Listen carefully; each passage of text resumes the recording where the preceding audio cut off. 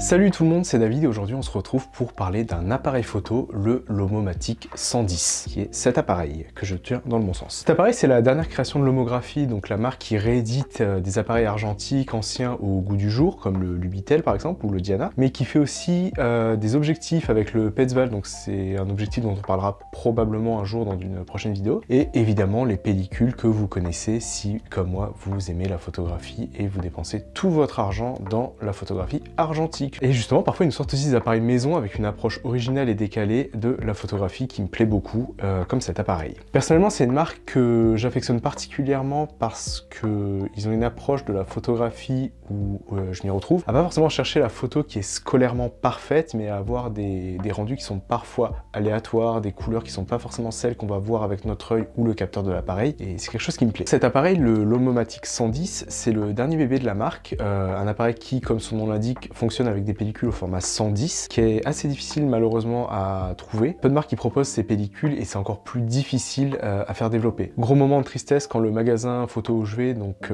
Photolix à Lille, gros coup de cœur sur eux d'ailleurs, m'ont annoncé qu'ils ne développaient pas ce format de pellicule. Donc pour le coup il a fallu les envoyer dans un autre labo photo en France, à Montpellier, et il n'y en a vraiment pas beaucoup. Donc si vous en avez un près de chez vous qui fait de la photographie 110, bah c'est top, profitez-en. D'un point de vue technique, entre guillemets, c'est un appareil qui est très simple en fait.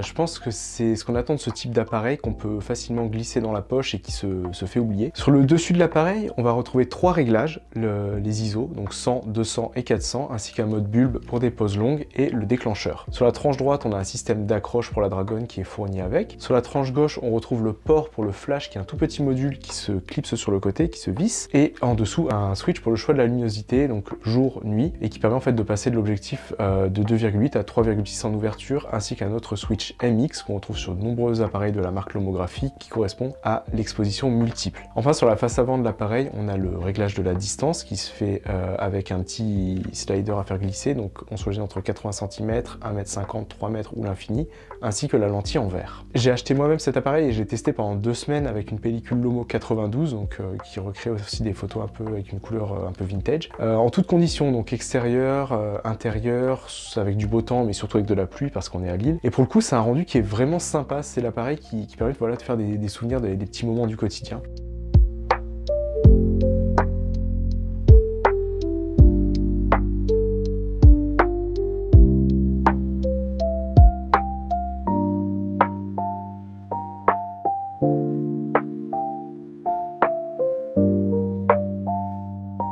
En conclusion, c'est un appareil qui est vraiment sympa à utiliser parce qu'il se glisse dans la poche et il se fait oublier jusqu'à ce qu'on en ait besoin, mais c'est justement ça qu'on cherche dans ce type d'appareil. Niveau prix, le Lomomatic, il existe en deux versions, donc une version plastique, celle que j'ai avec cette belle couleur beige orange et qui coûte une centaine d'euros, et aussi une version métallique à 160 € au moment où je vous parle. À ça, il faut ajouter bien sûr le coût des pellicules au format 110 qui pour le coup n'ont pas encore explosé côté prix et qui s'achètent à moins de 10 € pièce en général sur le site de Lomographie. Voilà, on arrive au bout de cette courte vidéo. Si vous avez des questions ou des commentaires, ça se passe juste en dessous de cette vidéo. Et quant à moi, je vous dis à la prochaine. Salut!